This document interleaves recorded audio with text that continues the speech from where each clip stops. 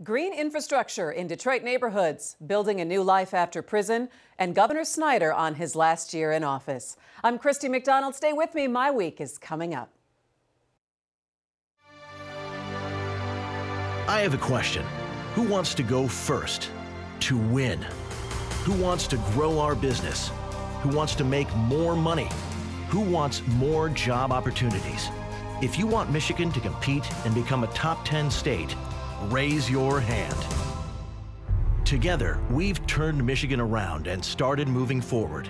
Now help us build a stronger Michigan than ever. Raise your hand at strongermichigan.com. Masco Corporation is proud to manufacture innovative and environmentally friendly products for the home. Delta faucets, craft-made in Merillat cabinets, and Behr brand paints have all been designed with you in mind. Masco and its family of companies, serving Michigan communities since 1929. Funding for this program is provided by Delta Airlines. Keep climbing.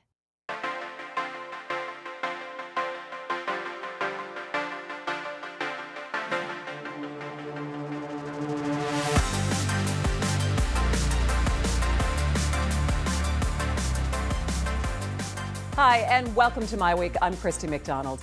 Bit of a different show on this holiday week. We're giving you a look at stories here at Detroit Public Television that have made an impact.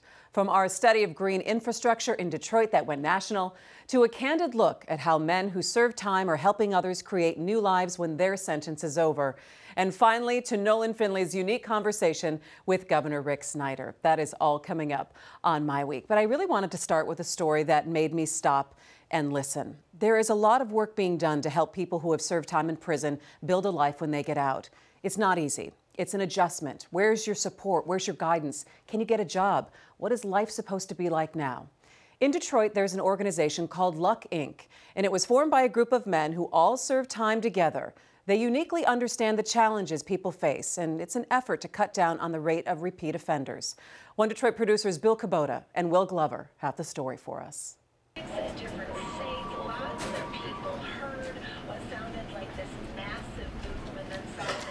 Actually, I'm meeting with a person who's recently released from the Michigan Department of Corrections. He's on tether, he's on parole.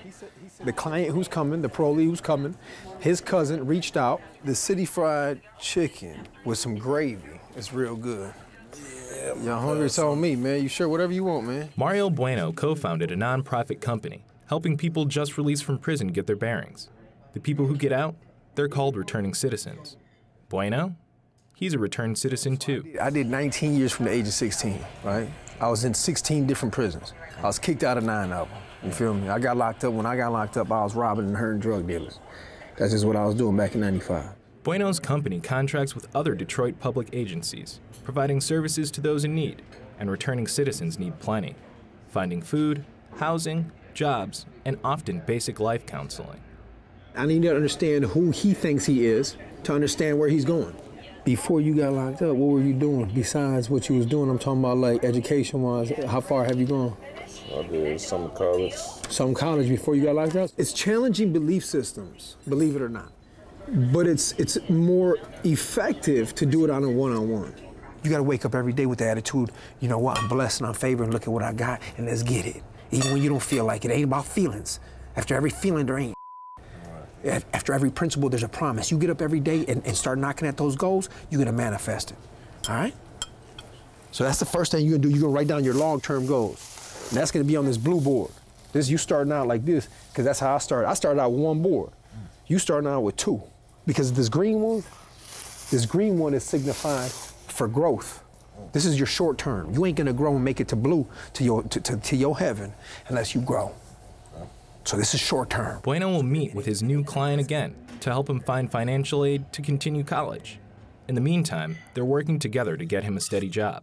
So what's up? Any questions? This food's good though, isn't it? So that is the 18th engagement day for U of M.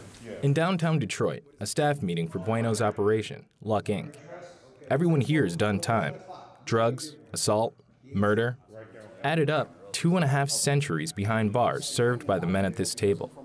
The core of the crew trained together at a state penitentiary in Jackson, Michigan, learning how to become better men, a program led by Luck Inc. co-founder Rick Speck. I had a phenomenal team of men that were willing to go to the furthest lengths to succeed in the criminal world, right? And now they're pushing those same limits, but it wasn't for the criminal world. But we had administration and staff there that began to support us and believe in us. And so we were able to launch this, you know, to something bigger than any of us honestly had dreamed. And the program was aimed at taking the most influential men from the prison yard, not for the better, those men who had influence for the worse, and transform the way they think, the way they view themselves, and invariably the world around. When we were all inside, we all did different training. We were part of a group, and we all trained each other. In time, we all became trainers. So it was internalized. It was inside us. We understood the model that we created inside would be truly beneficial on the outside. So we came up with LUCK, which stands for Leaders Under Correct Knowledge. LUCK Inc.'s Cameron Colts, along with Rick Speck and Ron Webb, are working their other day job. They own a construction company, income that supports the operation's bottom line. We do a lot of commercial and residential remodeling. You know, when we have opportunities, we grab some returning citizens, put them to work, try to find out their skill set and where they're headed in life. The group nurtures an entrepreneurial attitude. A lot of employers won't hire people who've been to prison, so these returning citizens began enterprising for themselves. Detroit's a spread-out city. A lot of people can't afford cars, so LUCK Inc.'s Melvin Dalton started his own transportation service. It's hard. You gotta do what you gotta do to stay out here. I'm trying to do something right with my life. People just gotta know that I'm out here and I'm reliable. Dalton, age 61, went to prison at 18, spending 42 years behind bars. He got out a year ago. And I thought everything was gonna be so easy, but when I came home, I cried. Because it was nothing like I thought it was gonna be. The family that I had before I went to prison, I didn't have no more. I didn't have no support system. I didn't have nothing when I come home. For the first month I was at home, I didn't know what I was gonna do. You know, I was just so angry a couple of nights since I've been home. And I called on them, and guess what? All of them was there like lightning. I got a support group in them. In LUCK Inc., I found a family in them, you know? And I love them. And it's simple as that. In the southwest part of town, the Detroit School of Digital Technology has an alliance with LUCK Inc. This small college is returning citizen-friendly, where 68-year-old Walter Riley, who spent 50 years behind bars, now works security. And it's here Zeke Moore, a former drug dealer, now LUCK Inc.'s media director, is finding his future. They didn't have computers and cameras. We didn't have access to all that on the inside. So when I came out, I didn't know how to use a computer. I didn't know what Wi-Fi was. I didn't understand the concept of it. So I was blessed to get gifted a camera, and from there I just went out and started teaching myself. And sure enough, along the way I steady picked up skills, and they end up hiring me, having me come in like 3 days out the week to teach the students what I've learned hands-on. So we can get this popping, honestly. Could you pass this out? Take one and pass it on? Mario Bueno is at the technology school too, working his other day job as a motivational speaker. He talks to at-risk youth in schools, but he's here hosting a series of weekly self-help videos for the web, targeting returning citizens. Okay, say something again. Hello, hello, can you hear me?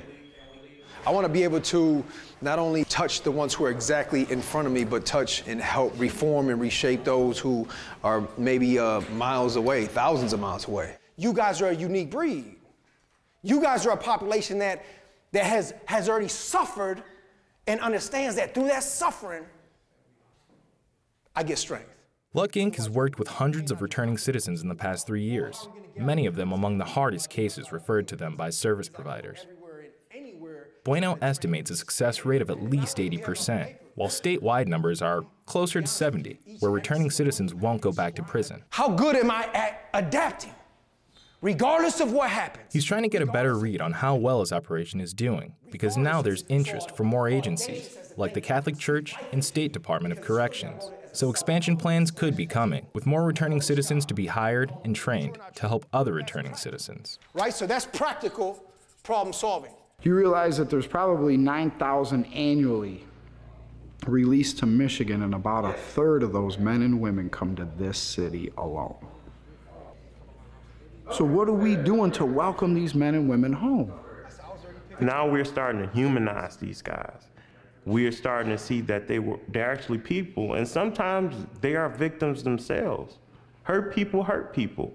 So if I never was able to process or deal with the hurt I was receiving, I'm gonna try to figure out how to survive.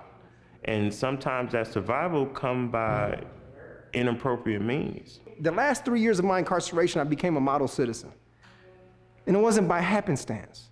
It was by fellowship. It was by peer mentoring that actually passed on skills and tools that would allow me to first resolve the conflict within, and then invariably the external conflict that we face every day. Every time I went to prison and came home, I was worse. I was a worse person. Why? Because I learned more about crime from who? From criminals. Because that's who I was around. And it wasn't until this last time where this opportunity came to do better, be better, that I grabbed it like my life depended on it, because it did. Because today at 47 years old and having 18 and a half years of incarceration, I don't want to go back to that. I don't have to go back to that. I'm a bigger solution to my community today than I was a problem. And we'll continue to follow the people at Luck Inc. Earlier this year, Detroit News editorial page editor and MiWeek contributor Nolan Finley had a chance to sit down one-on-one with Governor Rick Snyder. It was right after his last State of the State address, and they talked about what the governor would push for his last year in office and his continued challenges like the Flint water crisis.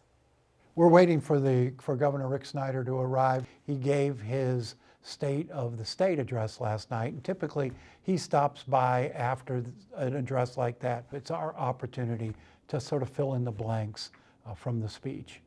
Well, it's his final State of the State address. I felt it was a recap of what he feels he's done for the state, how he's made the state better. I felt he was making a statement for his legacy.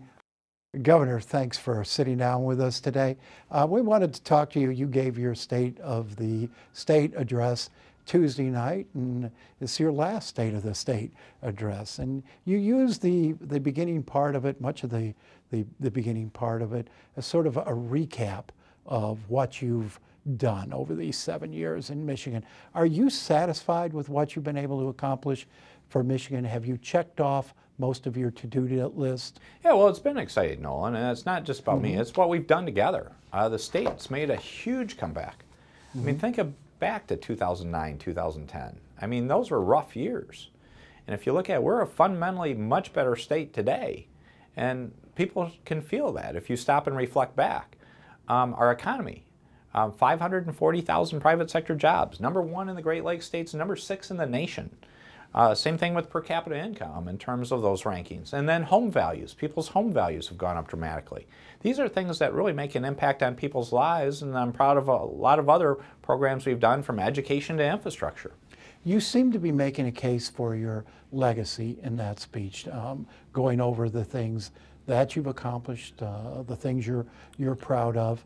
The same day you gave that speech, we had a poll in the Detroit News that asked Michigan voters how they felt about where we've come as a state under your leadership. And we had 2/3 of the people in the state, or the voters, said that we're either worse off or no better than they were 7 years ago. Does that perception surprise you? And what would be your explanation for why the perception of these people in this survey doesn't match the reality that you laid out Tuesday night? Yeah, well, first, I think if you take it down to the individual level and sit down with people and really ask them what their life was like back then and what it is today, most people are better off, if you really put it in that context. And one of the things that I think could diminish that when people do polling and such is our nation, in terms of all the fighting going on, all the conflict going on. I think that really kind of puts a pallor on the whole thing that brings people down, because, and it is wrong. We need to be a positive place. And when your leadership is all about negativity, it affects you. And in Michigan, I've tried to be a role model. I call it relentless positive action. No blame, no credit. And you mentioned the thing, I'm not trying to build my legacy. What I've been trying to do all these years, because this was a special honor and opportunity to be governor, is to say, can we build a foundation? We were a broken state.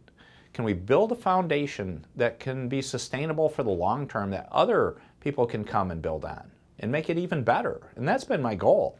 But Governor, you would like to see the things you've done and the progress you've made sustain. And the worry about the perception, if people don't think that what you've done has worked to make their lives better and make the state better, the worry is that it'll be harder to sustain these programs and practices, policies that you've put in place. No, that is a challenge. But let's be proud that, again, in terms of job creation, in terms of economic environment, we're a top 10 state today. We were a bottom 10 state before in the lost decade.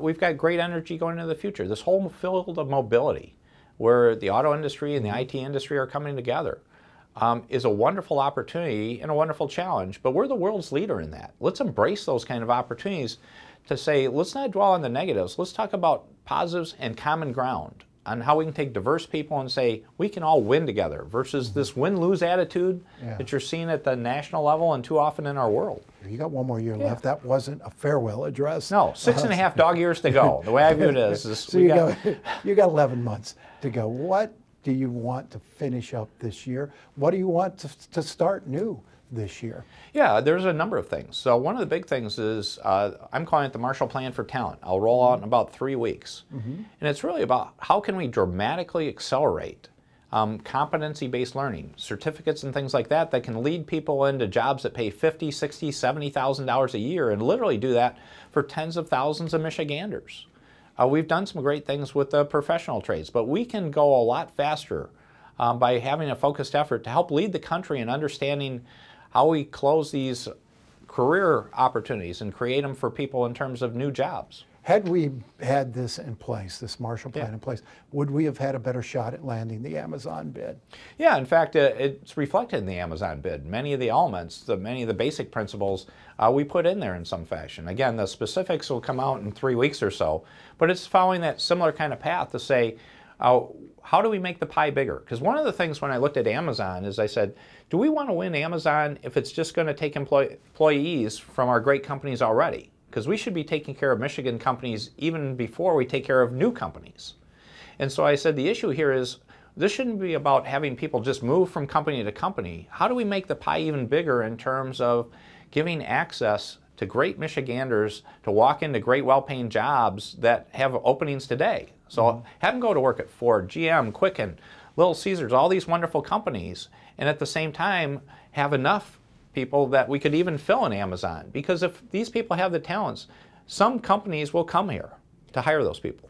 So, Governor, the lowest point of your governorship over these past 7 years was the Flint water crisis, and you mentioned Flint in the speech Tuesday night. When you leave office at the end of this year, will you have made things right with the people of Flint? Well, the people of Flint have to make that decision on their own. But what I can say is the water quality in Flint has been good for some time, comparable to other cities. We're going to continue that process. Service lines are being replaced. We've got educational and health efforts to help particularly young people in Flint, but the people of Flint be more successful. And we're starting to see some good progress in economic development. Lear is adding 400 plus jobs in Flint. GM's putting a new engine in their engine plant up there. On entrepreneurship, the Ferris wheel building's going on. This is won a national award for economic development about creating entrepreneurship. Those are the kind of things that, let's take care of the basic services, but let's create an exciting environment for job creation. That can make a difference in Flint. Now, you choked up a little bit at the end of your speech last night. You were thanking your family, your staff, the others who have helped you throughout this journey here. It sounds like you hate to go, or you hate to see this end. Have you enjoyed the experience? Well, it's been an experience of a lifetime. I mean, when else do you get a chance to say you get to help 10 million people? And it's not any 10 million people. I'm a Michigander. I'm proud of that. This is my home. This is going to be my home. And so it's a chance to give back. And so I view it as, I wouldn't say it's about hating to leave, but the chapter's going to close. But it's been a chapter that I'm proud to say I had the opportunity to do in my life. And the reason I did it, I spoke, that's where I was getting choked up, was it was about keeping our kids in the state.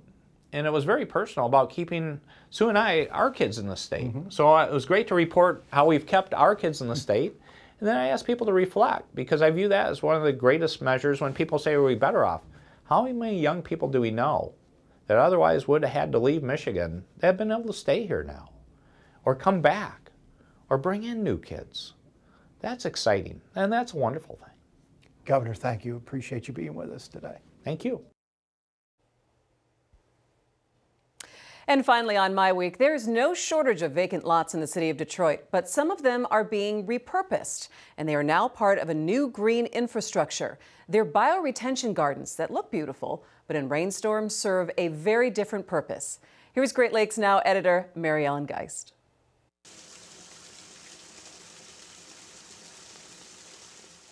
Across the country, cities are tasked with managing rainwater that falls on impenetrable surfaces, a problem that's getting worse due to the effects of climate change. The Clean Water Act mandates that municipalities keep runoff clean and manage overflows. In older cities in the Great Lakes Basin, like Detroit, this is a serious challenge. The strength of the storms is definitely different. What that means is that there's more precipitation falling in a shorter amount of time. In August of 2014, a storm dropped 5.5 inches of rainfall on Detroit, and the sewers discharged 10 billion gallons of overflows into local rivers and streams, as well as the basements of Detroiters. My basement a couple of years ago had like 8 inches of standing water in it after one particular storm. I just saw some pretty, I'm talking about critical situations where people done work hard, where they property just got damaged during to the floods. Over the last 20 years, Detroit has invested over $1 billion to mitigate 95% of overflow. To account for the last 5%, the city turned to green infrastructure. It's an urban waterfront compared with the River State Park. Each of them shown in phases. Joan Nassauer, professor of landscape architecture at the University of Michigan, thought up a unique solution. A bioretention garden is a form of green infrastructure. Each of the bioretention gardens can hold up to 300,000 gallons of water. Detroit had the very large number of vacant properties that I could hardly get my mind around. It was so clear to me that there was enormous potential for managing stormwater if these vacant properties in Detroit could be used in the right way. We said, what would happen if we filled those basement excavations as part of demolition with the highly porous material? Researchers chose Northwest Detroit to host the bioretention gardens. The minute I found out what its purpose was, I was all in. I mean, there is nothing more important than making sure that families are safe, because there's a lot of bacteria that got into everybody's basements. We were one of those people that had 3 foot of sewage in our basement. There's health decisions to be made around stormwater management in terms of the spread of infectious disease, and so public health kind of gets left off sometimes.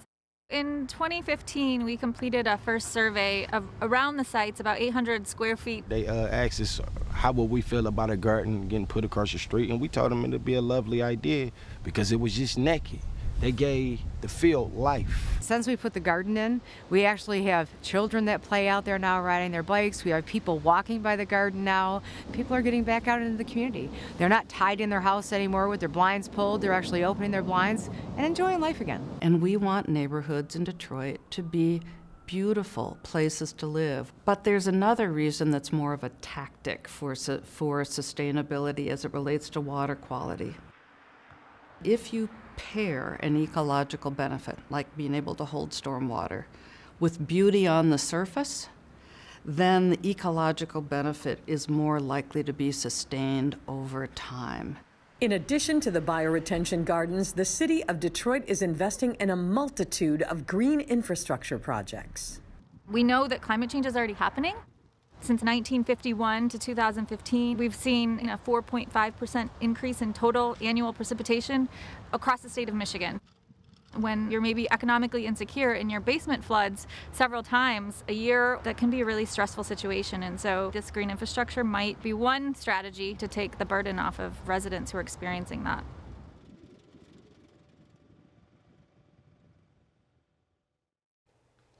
And that is going to do it for My Week. Check us out at MiWeek.org for all of our special One Detroit reports and any shows that you might have missed. Plus, we are always on social media, Facebook and Twitter, so we can connect there. For all of us at Detroit Public TV, I'm Christy McDonald. See you next time for My Week. Take care.